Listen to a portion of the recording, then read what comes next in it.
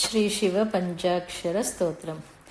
नागेन्द्रहाराय त्रिलोचनाय भस्मांगरागाय महेश्वराय नित्याय शुद्धाय दिगंबराय तस्मै नकाराय नमः शिवाय।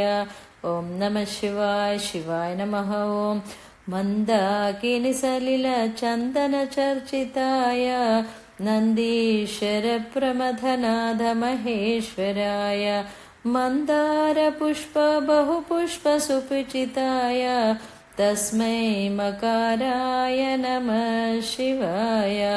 ओम नमः शिवाय। शिवाय नमः। ओम शिवाय गौरी वदनाब्जवृन्दा सूर्याय दक्षध्वरनाशकाय श्रीनीलकण्ठाय वृषध्वजाय तस्मै शिकाराय नमः शिवाय।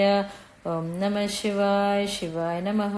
ओम वसिष्ठकुम्भोद्भवगौतमार्य मुनीन्द्रदेवार्चितशेखराय चन्द्रार्कवैश्वानरलोचनाय तस्मै वकाराय नमः शिवाय। ओम नमः शिवाय। शिवाय नमः।